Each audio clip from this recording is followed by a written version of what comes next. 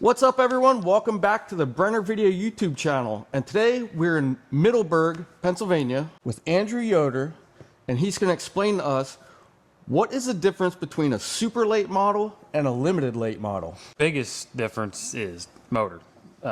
With the super stuff, they're all aluminum head, aluminum block, everything. You know, they can be anywhere from 400 cubic inch to a small one, which is not very common anymore, to now they have up to, I think they're like 470s, 480s or something like that. Wow. That's what a lot of these like big Lucas guys, outlaw guys have. Like I know Vic Hill, I just watched a video build one of them like that. I can't remember if it was 470 or 480, but it was big, more than what most need. But when you're qualifying, especially against them guys, when it's wet and heavy, you need to go, because they have the best of the best stuff. You got to have a fast enough motor that can pull you around a racetrack. And the limited stuff is steel block, steel head, and they are limited on cubic inch and compression, which 358 cubic inch at a 10-to-1 compression mostly. There's some that have another steel block class that is allowed to run like 400s and 430s, but you can't get any bigger than that with the steel block because it's just a standard block. And like the super stuff, to get the 480s, you have their wide bore motors. They're only called wide bore because they're only like half an inch to like an inch longer, like lengthwise. So you can put a bigger piston in there and get that, more power. Yeah. Out of a standard 350 block, you're not going to get anything bigger than a 430. What horsepower is a limited and what horsepower is a super? The limited stuff, your average is about 580, 600. You can get some that might get to 650 if you do enough work to them, but most places don't allow you to do any special kind of like polishing and, hone stuff out, bore work, whatever you got to do to get, better flow. So average is about 600, which is for a limited, that's enough. And that gives a lot of guys, like that's, I think, how helped me get started. Everything's you're going slower, so it's a lot easier to understand and feel the car out. And with the super stuff, they're anywhere from 800 to 1,000. Wow. Especially like these newer 480s they're like, you can get upwards of 1,000 horsepower out of them if you do it right. But average for supers, you're around 850. You get guys that have the top of the line stuff, 440, 450s. That's where you're getting closer to the 900, over the 900 horsepower. And there's no limit on this engine. No, you can pretty much do whatever you want. That's one thing that, in my opinion, is what is making this sport so damn expensive, is because of the motors. Because you can get so crazy with them. Like you can go buy a brand new motor, like a brand new Vic Hill. I guarantee you that's 80 grand probably. Wow. And like even now, limiteds are getting so close to that. Like they're kind of got away from really limiting some stuff. And now the limited motors are getting to be 25, 30 grand. Now, back when I got started in the limiteds, you can go buy a good limited or put a decent one together and spend 15. It's definitely not just because of parts expense, but you can just do so much to them. And there's always just that little bit that guy's going to go find and still be within, the legal rules, especially like the limited, like the 10-to-1 compression. You can do a lot and stay within spec. So it's, as far as the motor wise, like that's probably the most expensive thing on a race car. If you were at Selinsgrove in this car, if you had to guess, what would the mile per hour be on the limited compared to a super? Perfect conditions. Yeah, if you're long straight with Selinsgrove is where you can really get up to speed. Like averaging with the limited is usually we average like 90. And you can get up 92, 93 average. So we're probably going, 100, maybe a little over 100 at the end of the straightaway. And super stuff is averaging, 105, 110 on a wide open racetrack. And you can get 120s probably at the end of the straightaway. I'm sure we've been faster at points, but that seems to be about where we're mostly at. And guys that clock us every once in a while, clock us with a radar gun, just there playing around at the end of the straightaways. That's where you get your top speed at. Yeah, that's awesome. And if you can continue, don't drop most of that. So your average speed of the lap, you can keep that up. I mean, you're cooking. For an average person like us, we run down to NTB and we buy a set of tires every couple years. We throw a fit about it because it's a lot of money. Yeah.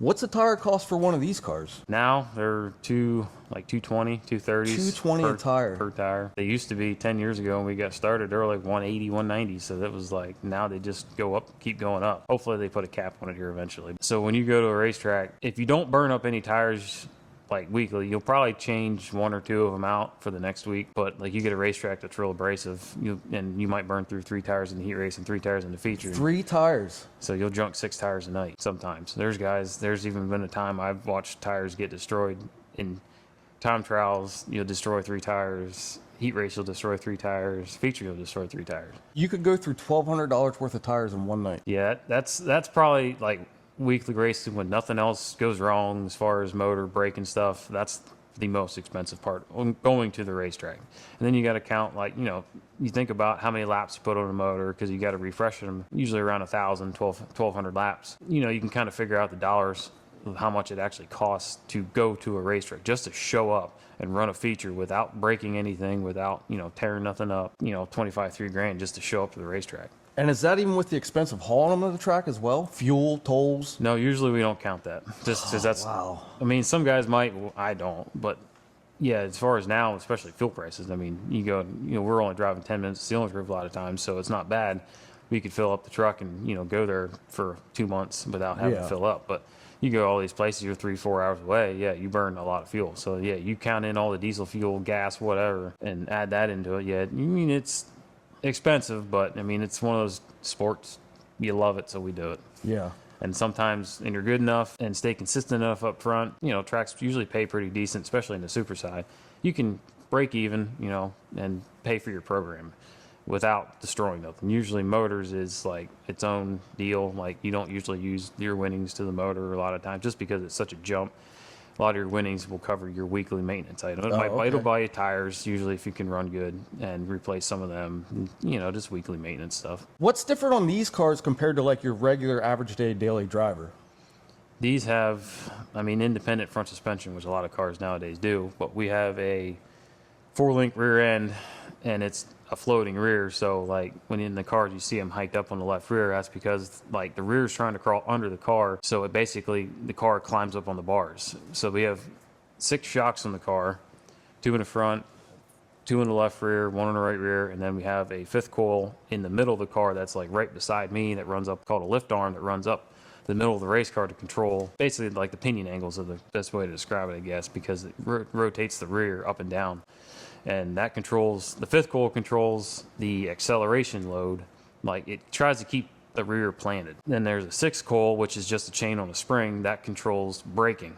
So there's, with the 6 shocks and then basically 7 springs, that's the biggest thing, is the lift arm is the biggest difference, and then the 4-link. Because there is cars that have 4 links, but they don't climb like we do, because we drop on the right front and pin it. The car's going around the racetrack, like, you have no right front suspension. You're down against the bump stops that are put in there to keep you from digging into the racetrack. So you're basically a solid right front, and then you ride on your left rear. Wow. So when you see these cars come across the racetrack, and somebody will cross their nose and lose the aero part of it, and their nose will pick up. Well, then now they have no right front, because there's no load on the right front, because a lot of guys run soft springs in the right front to get it down and over there, and then control it more with the left rear. As soon as they unload off that right front, they have no steering. Let me ask you about that. I have a video of you that I caught a couple years ago at Clinton County. You were going head to head with Matt Adams, who won that race. You slid in front of him like nothing I've ever seen before. What does that do to him? What does that do to you? That's a lot of the air problem that some guys have. We're way more aero dependent than some guys see. Now, Clinton County is not as big because we're a small racetrack, but it does affect, like if you're getting in the corner going down the straightaway, you still got all that air pushing on you, and if it just cuts out instantly, you're going to lose some steering, or even some downforce on the back end. But when you slide somebody, usually you lose the air on the nose if they can't turn underneath you, and you get right up on them, and then they'll lose the front end, and then they'll have to lift and then lose speed. So then there's your successful slide job, I guess, if you don't run the guy over. Because there is guys that not have good enough judgment, throw a slider, not even be close, and park it on somebody's nose. I mean, I've done that already by accident. Think you're clear, and then you drive it in there, and then sometimes too you want to stop it, and you can't. Like, sometimes you're on a 4-wheel death slide once you try it. When it comes to like big track, air is huge, because it actually helps keep the car pinned into the racetrack. Like, you'll actually lose air pressure under the car, so it's almost thinking of NASCAR air, but you lose the air under the car, which the less air going under the nose of the car is better off when you have then all the air on top of the car. So basically you less pressure underneath, more pressure up top. So it's just, that's, to me, it's common sense. You know, more pressure, you're going to get shoved way down in the racetrack. And that's when you see the cars, like the nose is like all the way across here is all sealed off all the way across. And that means you don't really have any air coming under the car. So you have all the air going on top of the car, which really plants it to the racetrack. Like I said, when you get to the spoiler, and then that's more like a drive situation on the back. And that's why, like, when you take the roofs off of these cars, the race car gets so much tighter because all the air is then hitting the spoiler, and then it just plants the car so much harder. I personally, like, it looks kind of weird with the roofs off. When we take the roofs off, I just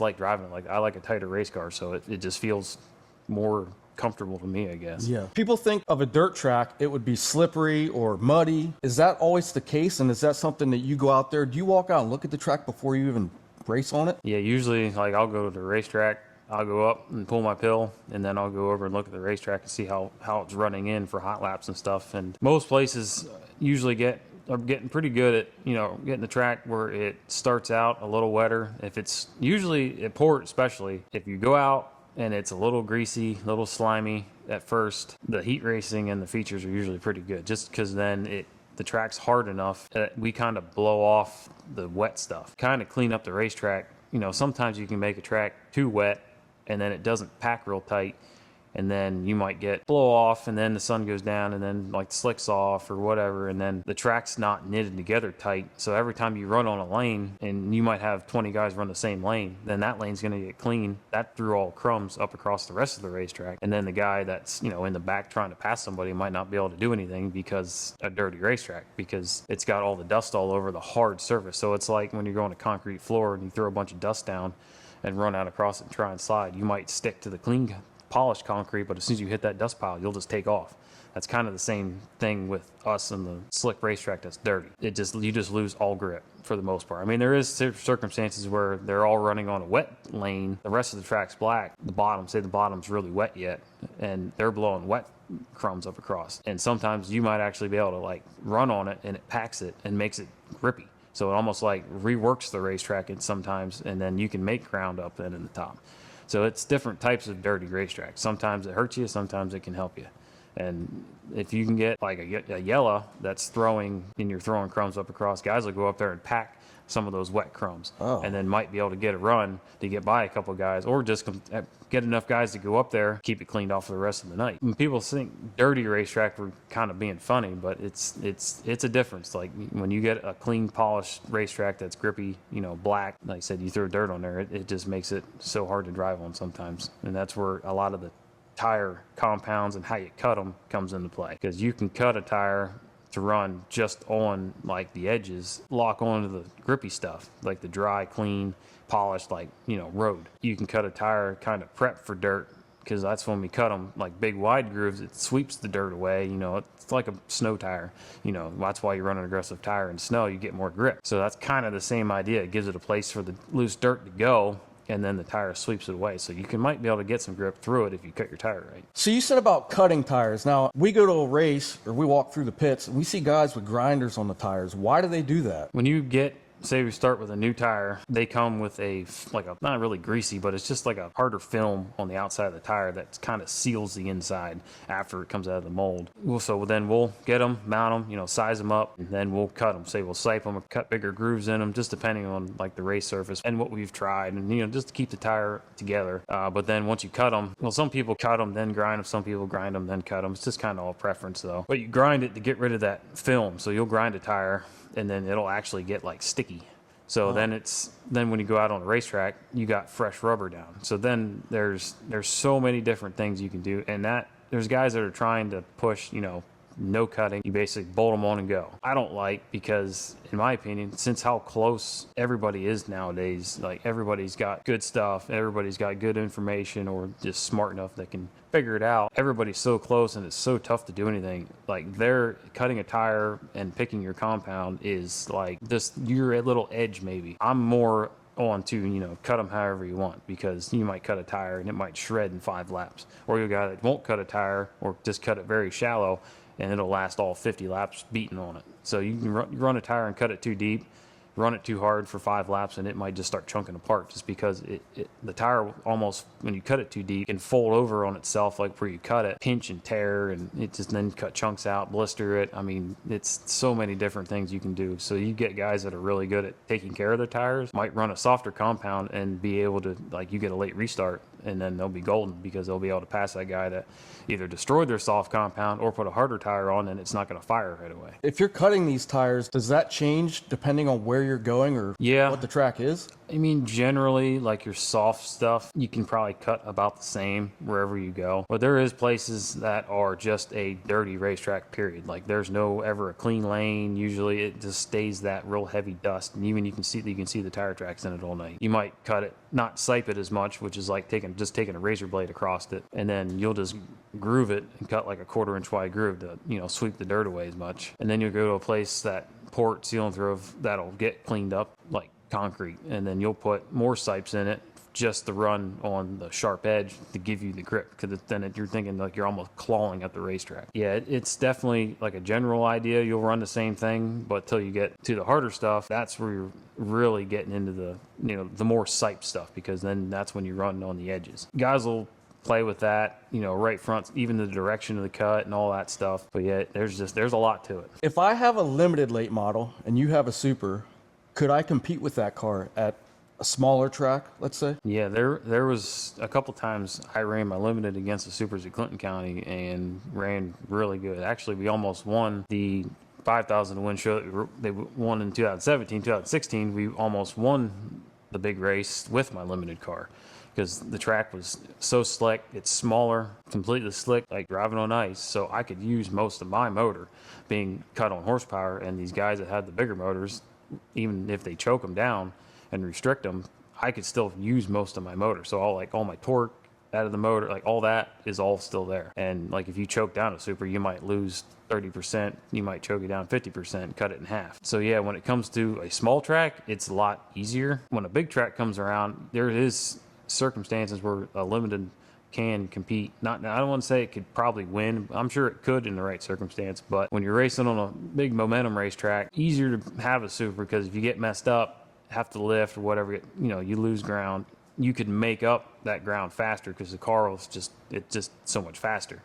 The limited, it might take your 5-6 laps of momentum just to catch up to the next guy, and if they break your momentum, you might lose 5-6 cars and take another 5-6 laps to catch them, just because you don't have the power to pull you down the straightaway to catch up. It takes your consistent runs. If we come out to a race and we're walking through the pits and you have a limited and a super, how would we tell a difference, or can we tell a difference? Biggest thing somebody would walk up and see it is either you already kind of know whose car it is, and kind of they might have little differences. Like my stuff stickered the same other than the number. So if somebody that doesn't know, you kind of got to look at the motor, because anymore, like everything as far as shocks, frames, wheels and tires, like it's all the same. So the motor is the only difference. And a lot of times too, guys that know, like the super motors, you can stick them up out of the hood. Like the air cleaner sticks up out of the hood a lot further. Just the motors are just a little taller sometimes, and you can run a taller spacer. At the limiteds, they used to limit the spacer, so the air cleaner was kind of buried down in the hood.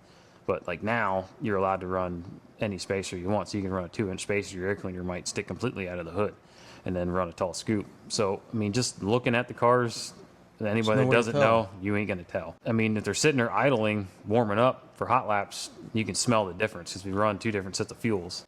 Super stuff is all on a high octane gas, and limiteds are on alcohol. The alcohol is just like you're rubbing alcohol in your cabinet. Basically, it's just a very high, hot burning, quick burning fuel. I shouldn't say hot burning, but it burns so much more, because it ends up putting so much more fuel to it, just because it burns up so fast. Like you dump a gallon of alcohol in the ground and a gallon of gas, that alcohol is going to disappear within seconds, and the gas might linger, just because there's like more oils in the gas, because it's like your gasoline on the pumps. Double the octane to run such the high RPMs that we do, so we don't detonate a motor. Like if you get a low octane fuel that doesn't burn all the fuel every time it runs, like that cylinder fires, if you got a little bit of leftover fuel or too much fuel with a low octane, and then it might re-detonate when it's not supposed to. So it might try and fire when the cylinder's down to come back up, and then it'll actually break a piston. So that's when you call it detonate. It'll blow a piston apart, and then there goes your motor. Or melt a piston because there's way too much fuel in the cylinder,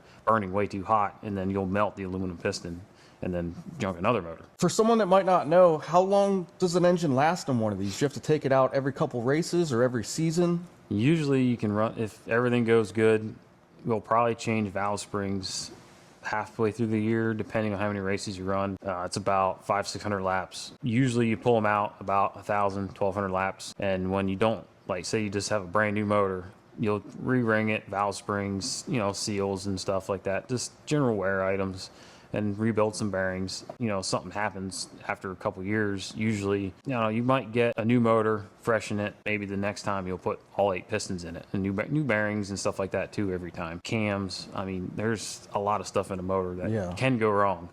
And I've actually had stuff happen where like the lifter would fail and then the push rod will fall out and it'll just sound fine. It'll run fine. It might where the lifter itself will drag on the cam, junk the cam, then you'll get metal and everything. So then you got to pull your whole car, the whole system apart and clean it. Everything goes good. Yeah, it's usually just, you know, re-ring it every 1,200 laps, and that's re-bearings, next to valve springs, and clean everything up. When detonating happens, if you don't break nothing big like the blocks, the heads, you put valves in it. I mean, that's where you're getting into the more expensive stuff as far as, you know, you might need a crank, you might need a cam. So if you can make a motor last without having to replace all that stuff every, you know, when you break something, it's not terrible. Like I said, 1,200 laps, and then you'll pull it out, freshen it. And some guys run that in 6 months. Like those guys that run 50, 60 races by the time we get to June. Like these guys that are down in Florida racing right now, they already ran 25 races. So they're already halfway there. How is it to drive one of these? You just hop in here, you put it in D, and you just go? Kind of like that, because we have our transmissions, when you hop in it, we have a forward gear, which then you use the clutch for, and you actually push the clutch. It's like pushing your brake pedal in your car. It'll engage a cylinder in the transmission that locks it all together. And then that was your go. Then we'll actually have reverse. That's the same way. So we, not like a sprint car, we can send ourselves off. We can put it in low gear, drive out on the racetrack, and then when we get out onto the racetrack, keep the clutch hard so you don't slip it, and then you'll rev up and get some speed going, and then you'll actually take that same lever and pull it all the way back past neutral and into D, which is direct, you have no clutch at all once you get it in direct. It's just solid straight through gears. There's like a little 3-tooth dog gear, basically, or whatever you want to call it, that'll lock together. So that's why there's no like synchronizers. Like you can't just like, you know, roll a little bit, pull it into gear. You actually got to get it up to speed and then just quickly yank it, because it's just 3 teeth that lock.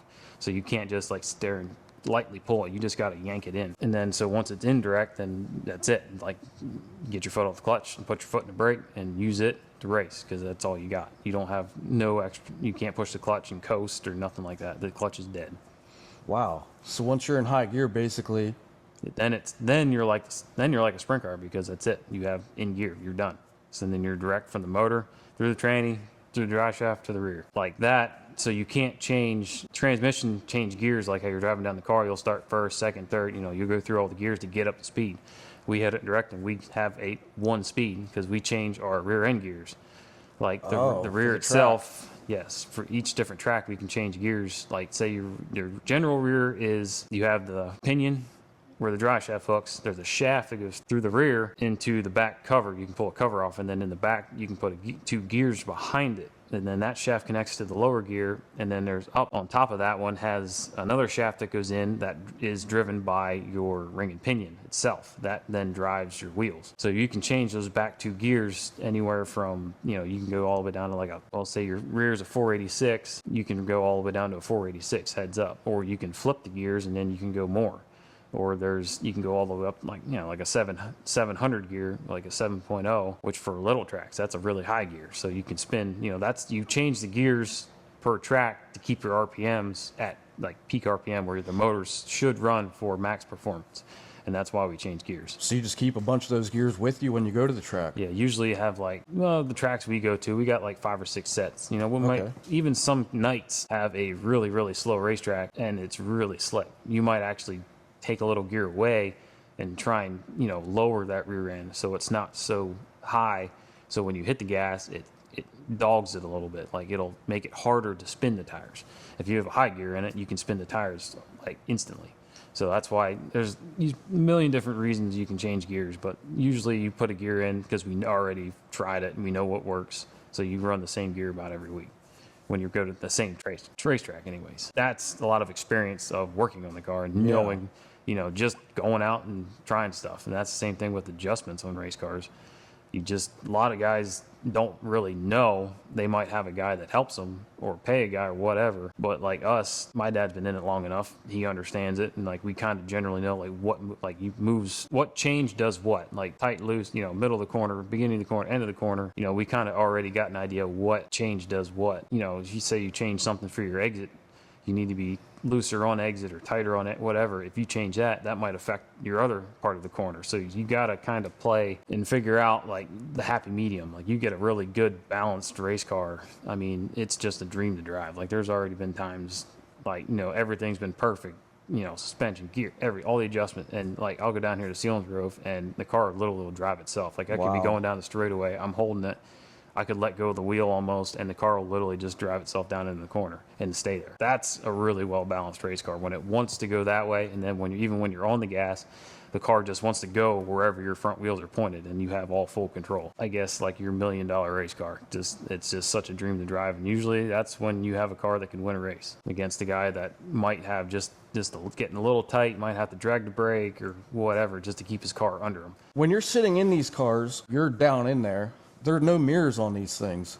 No, we don't have mirrors, no radio. Well, we have radio, but that's just so the track can tell us yellow, red, put us in position on the yellow or whatever. But yeah, we have no mirrors, no spotters. We got guys that a lot of places you're allowed to stand in the infield, or some places on the outside, they can signal you, like, if you're good enough, you can look for your guy, and then they might be wearing, bright pink or a funny uniform, and so you can spot them.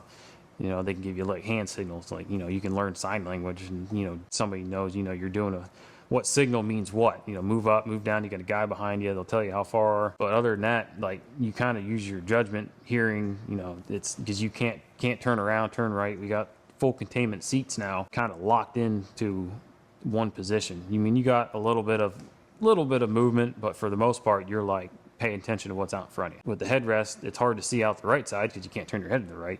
At least with the left side a little bit, you can turn left and look. When the car's hiked up, you're up in the air, and the other guy, his right side is down. You're not going to be able to see him, especially with the banking. They're downhill, so you can't really see out the left side until they're right beside you. Most of it is experience, judgment, and like I've learned over the years, you can actually hear somebody, like if they're at your left rear, you're coming around the outside, and there's some guys that run their motors so hard that there might be turning $9,000 in their motor, and you're just putting around the bottom, so you'll be able to hear that car come singing through. So you just learn stuff over the years to pick out, different sounds, and a lot of times you can feel guys, like if he's up at your left rear, you could actually lose a little bit of air off the back end. Just because he's that close to your left rear, he might be, the air is coming up to him, and you got it's almost like when your truck tailgate's open.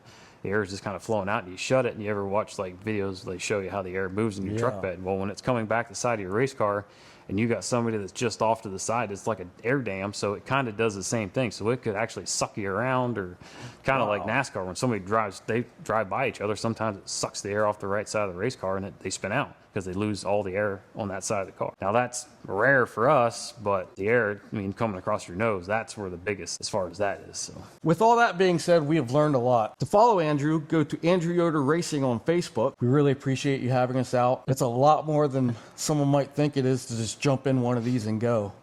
Yeah, a lot of guys, some guys think we're just dumb rednecks, but sometimes we're, smart rednecks. There's a lot of mathing going on. Yeah, that's like, I got a buddy that's an engineer, and he can, a lot of computer models guys use for these things. So yeah, it's more than what a lot of the normal general fan that's coming into this knows.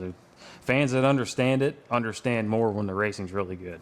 They understand, he's got a good car. That's not just because they're a good driver. Yeah, you can get a good driver that can overcome a bad car, but anymore, if your car ain't good, it's hard to be just be a good driver. So, but when you get a good car and a good driver together, that's when you're fast. We need everyone to get out to the tracks and support these guys. All the work that they're putting into this, this is a crazy hobby. Crazy Let's put it hobby that way. and expensive. We all wouldn't have it any other way. We love it. That's awesome. Andrew, we appreciate you, man. Thank you, and Yep. good luck this season. Thank you. Go buy some t-shirts. Go buy some t-shirts. Not even just mine. Go buy your favorite driver's t-shirt. Just get to the racetrack and support your local driver. Like, subscribe, comment down below, and we'll see you on the next one. Built for horsepower, filmed full throttle. Brenner